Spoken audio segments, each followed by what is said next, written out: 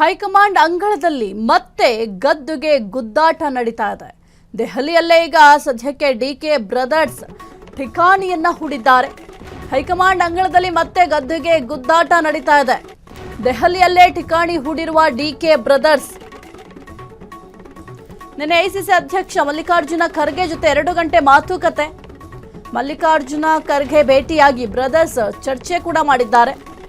ದೆಹಲಿಯಲ್ಲಿರೋ ಖರ್ಗೆ ನಿವಾಸದಲ್ಲಿ ರಹಸ್ಯ ಚರ್ಚೆ.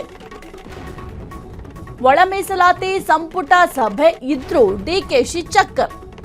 ದೆಹಲಿಗೆ ತೆರಳಿ ಖರ್ಗೆ ಭೇಟಿಯಾಗಿರೋ ಸಹೋದರರು.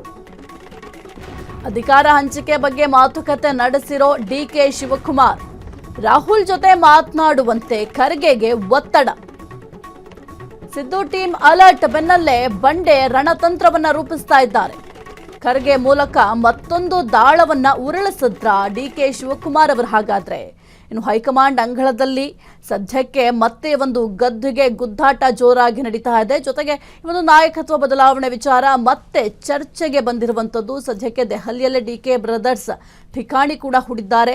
ಜೊತೆಗೆ ನಿನ್ನೆ ಮಲ್ಲಿಕಾರ್ಜುನ ಖರ್ಗೆ ಅವರನ್ನು ಕೂಡ ಭೇಟಿ ಮಾಡಿದ್ರು. ಭೇಟಿ ಮಾಡಿ ಸಾಕಷ್ಟು ಚರ್ಚೆ ಮಾಡಿದ್ದಾರೆ. ಅದು ಕೂಡ 2 ಗಂಟೆಗೂ ಹೆಚ್ಚು ಸಮಯ ಚರ್ಚೆ ಮಾಡಿದ್ದಾರೆ. ದೆಹಲಿಯಲ್ಲಿರುವಂತಹ ಖರ್ಗೆ ಅವರ ನಿವಾಸಕ್ಕೆ ಭೇಟಿಯನ್ನ ಕೊಟ್ಟಿದ್ರು.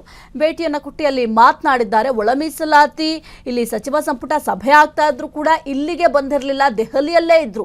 ಯಾಕೆಂತಂದ್ರೆ ಮುಖ್ಯವಾಗಿ ಒಂದು ನಾಯಕತ್ವ ಬದಲಾವಣೆ ವಿಚಾರ ಬಹಳ ಮುನ್ನೆಲೆಗೆ ಬಂದಿರೋದ್ರಿಂದ ಈ ಒಂದು ವಿಚಾರಕ್ಕೆ ಸಂಬಂಧಪಟ್ಟಂತೆ ಚರ್ಚೆ ಮಾಡಿರಬಹುದು. ಜೊತೆಗೆ ಡಿಕೆ ಶಿವಕುಮಾರ್ ಅವರು ಪ್ರತಿ ಬಾರಿ ಕೂಡ ದೆಹಲಿಗೆ ಹೋದಂತಹ ಸಂದರ್ಭದಲ್ಲಿ ರಾಹುಲ್ ಗಾಂಧಿ ಅವರನ್ನ ಭೇಟಿ ಮಾಡಲಿಕ್ಕೆ ಸಾಧ್ಯವೇ ಆಗಿಲ್ಲ. ಹಾಗಾಗಿ ಏನಾದರೂ ರಾಹುಲ್ ಗಾಂಧಿ ಅವರನ್ನ ಭೇಟಿ ಮಾಡಿಸಿ ಅಂತ ಕೂಡ ಮಲ್ಲಿಕಾರ್ಜುನ ಖರ್ಗೆ ಅವರ ಮುಂದೆ ಬೇಡಿಕೆಯನ್ನು ಇರಿಸಿರಬಹುದು. ಜೊತೆಗೆ ಈ ಒಂದು ನಾಯಕತ್ವ ಬದಲಾವಣೆ ವಿಚಾರಕ್ಕೆ ಸಂಬಂಧಪಟ್ಟಂತೆ ನೀವಾದ್ರೂ ಹೋಗಿ ಚರ್ಚೆಯನ್ನ ಮಾಡಿ. ಏಕೆಂತಂದ್ರೆ ಕಾಂಗ್ರೆಸ್ ಸರ್ಕಾರ ಅಧಿಕಾರಕ್ಕೆ ಬಂದು 3 ವರ್ಷ ಆಗ್ತಾ ಇದೆ. 3 ವರ್ಷ ಆದ್ರೂ ಕೂಡ ಈ ಒಂದು ನಾಯಕತ್ವ ಬದಲಾವಣೆ ಆಗಿಲ್ಲ ಅಂದ್ರೆ ಹೆಂಗೆ? ಕೊಟ್ಟ ಮಾತಿನಂತೆ ನಡ್ಕೊಳ್ಬೇಕು, ಕೊಟ್ಟ ಮಾತಿನಂತೆ ನಡೆಯದಿದ್ರೆ ಹೆಂಗೆ ಅಂತ ಪ್ರಶ್ನೆ ಮಾಡಿರುವ ಸಾಧ್ಯತೆಗಳು ಕೂಡ ಇದೆ. ಎಸ್ ಕುರಿತು ಹೆಚ್ಚಿನ ಮಾಹಿತಿ ನೀಡ್ತಾರೆ ನಮ್ಮ ಪ್ರತಿನಿಧಿ ಮಾರುತಿ. ಸದ್ಯಕ್ಕೆ ಹೈಕಮಾಂಡ್ಗೆ ಒಂದು ನಾಯಕತ್ವ ಬದಲಾವಣೆ ವಿಚಾರ ದೊಡ್ಡ ತಲೆಬಿಸಿಯಾಗಿದೆ. ಇನ್ನು ದೆಹಲಿಯಲ್ಲೇ ಡಿಕೆ ಬ್ರದರ್ಸ್ ಈಗ ಠಿಕಾಣಿ ಕೂಡ ಹೂಡಿದ್ರು. ಜೊತೆಗೆ ಮಲ್ಲಿಕಾರ್ಜುನ ಖರ್ಗೆ ಅವರನ್ನು ಕೂಡ ಭೇಟಿ ಮಾಡಿದ್ದಾರೆ. ಭೇಟಿ ಮಾಡಿದಂತಹ ಸಂದರ್ಭದಲ್ಲಿ ಏನೆಲ್ಲ ಚರ್ಚೆ ಮಾಡಿರಬಹುದು? ಈಗಾಗಲೇ ಕಾಂಗ್ರೆಸ್ನಲ್ಲಿ ಒಂದ್ ಕಡೆ ಕುರ್ಚಿ ಬದಲಾವಣೆ ಆಗಿರ್ಬೋದು ಮತ್ತು ಸಚಿವ ಸಂಪುಟ ಪುನರ್ರಚನೆ ಬಗ್ಗೆಯೂ ಕೂಡ ಸಾಕಷ್ಟು ಗೊಂದಲ ಮತ್ತು ಚರ್ಚೆಗಳು ನಡೀತಾ ಇರುವಂತದ್ದು. ತಮ್ಮ ಸ್ಥಾನಗಳನ್ನು ಉಳಿಸಿಕೊಳ್ಳುವ ಮತ್ತು ಪಡೆಯುವ ನಿಟ್ಟಿನಲ್ಲಿ ಈಗಾಗಲೇ ಕಸರತ್ತನ್ನ ಕೂಡ ಕಾಂಗ್ರೆಸ್ ನಾಯಕರು ನಡೀತಾ ಇದ್ರು. ಇದಕ್ಕೆ ಸಂಬಂಧಪಟ್ಟಂತೆ ಈಗಾಗಲೇ ಕಳೆದ 2 ದಿನಗಳಿಂದ ಸಿಎಂ ಸಿದ್ದರಾಮಯ್ಯ ಕೂಡ ತಮ್ಮ ಆಪ್ತರ ಜೊತೆ ಮೀಟಿಂಗ್ ಅನ್ನ ಮಾಡಿದ್ರು. ಅದ ಸಂದರ್ಭದಲ್ಲೂ ಕೂಡ ರಾಜಕೀಯವಾಗಿ ಆಗಿರ್ಬೋದು ಮತ್ತು ಸಿಎಂ ಬದಲಾವಣೆ ಬಗ್ಗೆ ಕೂಡ ಸಾಕಷ್ಟು ಚರ್ಚೆಗಳು ನಡೆದಿರೋದು. ಇನ್ನೊಂದ್ ಕಡೆ ಡಿಕೆ ಬ್ರದರ್ಸ್ ಕೂಡ ಈಗಾಗಲೇ ಡೆಲ್ಲಿಯಲ್ಲಿ ಠಿಕಾಣಿ ಹೂಡಿರೋದು. ಅಂದ್ರೆ ಸುಮಾರು 2 ದಿನಗಳಿಂದ ಕೂಡ ಡಿಕೆಶಿ ಅವರು ಕೂಡ ದೆಹಲಿಯಲ್ಲಿ ಉಳಿದಿರುವಂತದ್ದು. ಅಲ್ಲಿ ಕೂಡ ಹೈಕಮಾಂಡ್ ನಾಯಕರ ಭೇಟಿಗೆ ಸತತ ಪ್ರಯತ್ನಗಳನ್ನ ಕೂಡ ಮಾಡ್ತಾ ಇದೆ. ಯಾಕೆಂದ್ರೆ ಅಧಿಕಾರಕ್ಕೆ ಬಂದ ಸಂದರ್ಭದಲ್ಲಿ 2 ವರ್ಷ ಸಿದ್ದರಾಮಯ್ಯ, 2 ವರ್ಷ ಡಿಕೆಶಿ ಅವರು ಅಂತ ಅಧಿಕಾರ ಸೂತ್ರ ಹಂಚಿಕೆ ಆಗಿರುವಂತ ಬಗ್ಗೆ ಈಗಾದಷ್ಟು ಚರ್ಚೆಗಳು ನಡೆದಿವೆ.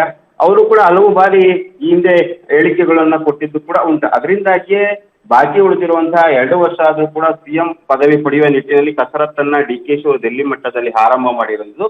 ನಿನ್ನೆ ರಾತ್ರಿ ಮಲ್ಲಿಕಾರ್ಜುನ ಖರ್ಗೆ ಅವ್ರನ್ನ ಕೂಡ ಭೇಟಿಯಾಗಿ ಈ ಅಧಿಕಾರ ಸೂತ್ರ ಬಗ್ಗೆ ಕೂಡ ಚರ್ಚೆ ನಡೆಸಿದೆ. ಯಾಕೆಂದ್ರೆ ಪ್ರಮುಖವಾಗಿ ಬಾಕಿ ಉಳಿದಿರುವಂತಹ 2 ವರ್ಷ ಆದ್ರೂ ಕೂಡ ನನಗೆ ಅಧಿಕಾರವನ್ನು ಕೊಡಿಸಿ ಅಂತ ಕೂಡ ಮಲ್ಲಿಕಾರ್ಜುನ ಖರ್ಗೆ ಅವರ ಹತ್ರ ಒತ್ತಾಯ ಹಾಕಿರೋದು.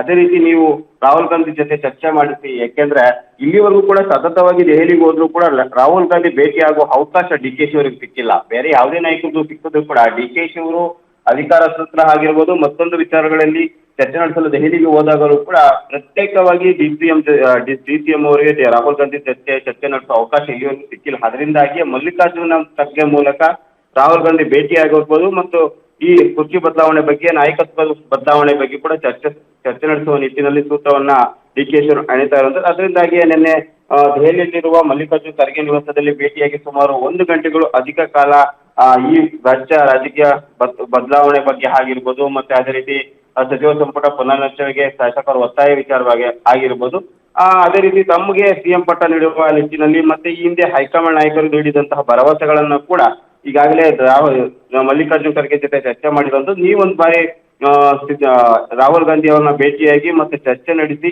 ಈ ಕುರ್ಚಿ ಬದಲಾವಣೆ ಅಥವಾ ನಾಯಕತ್ವ ಬದಲಾವಣೆ ಬಗ್ಗೆ ಚರ್ಚೆ ಮಾಡಿ ನನಗೊಂದು ಸಂದೇಶವನ್ನ ಕೊಡಿ ಅಂತ ಕೂಡ ಅಲ್ಲಿ ಒತ್ತಾಯ ಮಾಡಿರುತ್ತೆ. ಆದ್ರೆ ರಾಹುಲ್ ಗಾಂಧಿ ಅವರು ಇದಕ್ಕೆಲ್ಲ ಮಣೆ ಹಾಕ್ತಾರೆ ಎಂಬುದು ಕೂಡ ಕಾದು ನೋಡ್ಬೇಕು. ಇವತ್ತು ಕೂಡ ದೆಹಲಿಯಲ್ಲೇ ಉಳಿದಿರುವಂತದ್ದು ರಾಹುಲ್ ಗಾಂಧಿ ಆಗಿರ್ಬೋದು ಮತ್ತು ಅದೇ ರೀತಿ ವೇಣುಗೋಪಾಲ್ ಭೇಟಿಯಾಗುವ ನಿಟ್ಟಿನಲ್ಲೂ ಕೂಡ ಕಸರತ್ತನ್ನ ಡಿ.ಕೆ ಬ್ರದರ್ಸ್ ನೇರವಾಗಿ ಮಾಡ್ತಾ ಇರುವಂತ. ಯಾಕೆಂದ್ರೆ ಈಗಾಗಲೇ ಸಾಕಷ್ಟು ಸಮಯ ಮುಗಿದೋಗಿದೆ, ಇದು ಬಾಕಿ ಉಳಿದಿರುವಂತದ್ದು 2 ವರ್ಷ, ಅದರಲ್ಲೂ ಕೂಡ ಚುನಾವಣೆಗೆ ಕೂಡ 1 ವರ್ಷ ಇರುತ್ತೆ.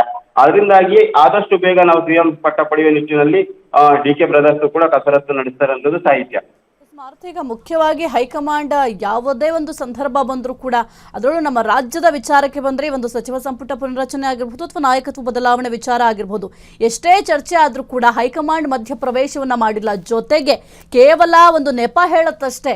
ಈಗ ಪಂಚರಾಜ್ಯ ಚುನಾವಣೆಯ ಕಡೆ ನಾವು ಫೋಕಸ್ ಮಾಡ್ತಾ ಇದ್ದೀವಿ ಅನ್ನೋದು ಅಷ್ಟೇ ಹೇಳ್ತಾ ಇದ್ದಾರೆ. ಕೇವಲ ಪಂಚರಾಜ್ಯ ಚುನಾವಣೆಗೆ ಮಾತ್ರ ಸೀಮಿತ ಆದ್ರ ಹೈಕಮಾಂಡ್ ನಮ್ಮ ರಾಜ್ಯದ ಕಡೆ ಯಾಕೆ ಗಮನ ಹರಿಸಲಿಕ್ಕೆ ಇಷ್ಟೊಂದು ಕೇರ್ಲೆಸ್ ಮಾಡ್ತಾ ಇದ್ದಾರೆ?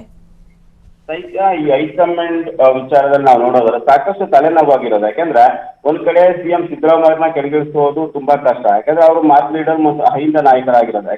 ಮುಂದಿನ ಚುನಾವಣೆ ವೋಟ್ ಬ್ಯಾಂಕ್ ಕೂಡ ನಾವು ಗಮನದಲ್ಲಿ ಇಟ್ಕೊಂಡಿರುವಂತದ್ದು ಹೈಕಮಾಂಡ್. ಅದೇ ರೀತಿ ಡಿ.ಕೆ ಶಿ ಅವರು ಕೂಡ ಸಾಕಷ್ಟು ವಿಚಾರದಲ್ಲಿ ಹೈಕಮಾಂಡ್ ಹೇಳಿದಂತ ಎಲ್ಲಾ ವಿಚಾರಗಳನ್ನು ಮುಗಿಸಿದ್ರು ಕೂಡ ಸಿದ್ದರಾಮಯ್ಯನ ಇಳಿಸಿ ಡಿ.ಕೆ ಶಿ ಅವರು ಕೊಡೋದು ತುಂಬಾ ಕಷ್ಟ ಆಗಿರೋದ್ರಿಂದ ಯಾವ ರೀತಿ ಸೂತ್ರ ಅಣಿಬೇಕು ಎಂಬ ಬಗ್ಗೆ ಹೈಕಮಾಂಡ್ ನಾಯಕರು ಚರ್ಚೆ ನಡೆಸ್ತಾರೆ ಅಂತ ಅವ್ರಿಗೂ ಒಂದು ರೀತಿಯಾದಂತ ಗೊಂದಲ ಮತ್ತೆ ಬಗೆಹರಿಯದ ಸಮಸ್ಯೆಯಾಗಿ ರಾಜ್ಯ ಪರಿಗಣಿಸಿದ್ದಾರೆ. ಅದರಿಂದಾಗಿಯೇ ಎಲ್ಲೋ ಒಂದ್ ಕಡೆ ಡಿ.ಕೆ ಶಿ ಅವರು ಈಗಾಗಲೇ ಸಚಿವ ಸಂಪುಟ ಒತ್ತಾಯ ಹಾಕಿದ್ರು ಕೂಡ ಸಚಿವ ಸಂಪುಟ ಪುನರ್ರಚನೆ ಮಾಡಬಾರ್ದು ಅಂತ ಕೂಡ ಮಲ್ಲಿಕಾರ್ಜುನ್ ಖರ್ಗೆ ಮೂಲಕ ಒತ್ತಡ ಹಾಕ್ತಿದ್ದಾರೆ. ಯಾಕಂದ್ರೆ ಒಂದು ವೇಳೆ ಸಚಿವ ಸಂಪುಟ ಪುನರ್ರಚನೆ ಆದಲ್ಲಿ ಅಧಿಕಾರ ಹಂಚಿಕೆ ಬಗ್ಗೆ ಚರ್ಚೆಗೆ ಬರಲ್ಲ ಮತ್ತು ಅಧಿಕಾರ ವಿಕೇಂದ್ರೀಕರಣ ಕೂಡ ಆಗಲ್ಲ. ಅದರಿಂದಾಗಿಯೇ ಯಾವುದೇ ಕಾರಣಕ್ಕೂ ಸಚಿವ ಸಂಪುಟ ಪುನರ್ರಚನೆ ಆಗಬಾರ್ದು. ಅದಕ್ಕಿಂತ ಮೊದಲೇ ನಮಗೆ ಸಿಎಂ ನಾಯಕತ್ವ ಬದಲಾವಣೆ ಬಗ್ಗೆ ಕೂಡ ಒಂದು ಕ್ಲಾರಿಟಿಯನ್ನು ಕೊಡಬೇಕು ಅಂತ ಒತ್ತಾಯ ಕೂಡ ಹಾಕ್ತಾ ಇರೋದು. ಅದರಿಂದಾಗಿ ಹೈಕಮಾಂಡ್ಗೆ ಇದು ಸಾಕಷ್ಟು ಸಂಕಷ್ಟವಾಗಿದೆ. ಹಿಂದೆ 30 ಶಾಸಕರು ದೆಹಲಿಗೆ ಹೋಗಿದ್ರು ಕೂಡ ಅಲ್ಲಿ ಮಲ್ಲಿಕಾರ್ಜುನ್ ಖರ್ಗೆ ಅವ್ರನ್ನ ಭೇಟಿಯಾಗಿದ್ರು ಮತ್ತು ಅದೇ ರೀತಿ ಸುರ್ಜೇವಾಲನ ಭೇಟಿಯಾಗಿದ್ರೆ ಹೊರತು ರಾಹುಲ್ ಗಾಂಧಿ ಆಗಿರ್ಬೋದು ಮತ್ತು ವೇಣುಗೋಪಾಲ್ ಭೇಟಿಗೆ ಅವಕಾಶವೇ ಸಿಕ್ಕಿಲ್ಲ. ಈಗ ಡಿ.ಕೆ ಶಿ ಅವರು ಕೂಡ ಸಿಎಂ ಬದಲಾವಣೆ ಬಗ್ಗೆ ಹೈಕಮಾಂಡ್ ನಾಯಕರ ಭೇಟಿಗೆ ಪ್ರಯತ್ನ ಮಾಡ್ತಿದ್ರು ಕೂಡ ಅಲ್ಲಿ ಕೂಡ ಮಲ್ಲಿಕಾರ್ಜುನ್ ಖರ್ಗೆ ಭೇಟಿಗೆ ಅವಕಾಶ ಸಿಕ್ಕಿದೆ ಹೊರತು ಇಲ್ಲಿವರೆಗೂ ರಾಹುಲ್ ಗಾಂಧಿ ಆಗಿರ್ಬೋದು ಮತ್ತು ವೇಣುಗೋಪಾಲ್ ಅವಕಾಶ ಸಿಕ್ಕಿಲ್ಲ. ಹೀಗಾಗಿ ಹೈಕಮಾಂಡ್ ಕೂಡ ಸಾಕಷ್ಟು ಸಂಕಷ್ಟದಲ್ಲಿರೋದ್ರಿಂದ ಮತ್ತು ಏನ್ ಮಾಡ್ಬೇಕು ಅಂತ ಒಂದ್ ರೀತಿ ಗೊಂದಲದಿರೋದ್ರಿಂದಲೇ ಈ ಯಾರು ನಾಯಕರಿಗೂ ಭೇಟಿಗೆ ಅವಕಾಶ ಕೊಡ್ತಿಲ್ಲ. ಅದರಿಂದಾಗಿ ನಾವು ಪಂಚರಾಜ್ಯ ಚುನಾವಣೆಯಲ್ಲಿ ಬಿದ್ದಿದ್ದೀವಿ ಅಂತ ಒಂದು ರೀತಿಯಾದಂತ ಸೂತ್ರವನ್ನು ಅವರು ಕೂಡ ಅಂಟಿರುವಂಥದ್ದು. ಮುಂದಿನ ದಿನಗಳ ಹೈಕಮಾಂಡ್ ಯಾವ ರೀತಿ ನಿರ್ಧಾರ ಕೈಗೊಳ್ಳುತ್ತಾ, ಒಂದು ವೇಳೆ ಸಿಎಂ ಆಗಿರುವಂತ ಸಿದ್ದರಾಮಯ್ಯ ಇಳಿಸಿ ಡಿ.ಕೆ ಶಿ ಅವ್ರಿಗೆ ಅವಕಾಶ ಕೊಡುತ್ತಾ ಇಲ್ಲ ಅವ್ರನ್ನ ಮುಂದುವರಿಸ್ತಾ ಎಂಬುದು ಕೂಡ ಕಾದು ನೋಡ್ಬೇಕು ಸಾಹಿತ್ಯ. ಓಕೆ, ಥ್ಯಾಂಕ್ ಯು ಮಾರುತಿ ನಿಮ್ಮೆಲ್ಲ ಮಾಹಿತಿಗಾಗಿ. ಕ್ಷಣ ಕ್ಷಣದ ಸುದ್ದಿಗಳಿಗಾಗಿ ಫ್ರೀಡಂ ಟಿವಿ ಸಬ್ಸ್ಕ್ರೈಬ್ ಮಾಡಿ, ಲೈಕ್ ಮಾಡಿ ಹಾಗೂ ಫಾಲೋ ಮಾಡಿ. ಹೊಸ ಸುದ್ದಿಗಳ ನೋಟಿಫಿಕೇಶನ್ಗಾಗಿ ಬೆಲ್ ಐಕಾನ್ ಮೇಲೆ ಕ್ಲಿಕ್ ಮಾಡಿ.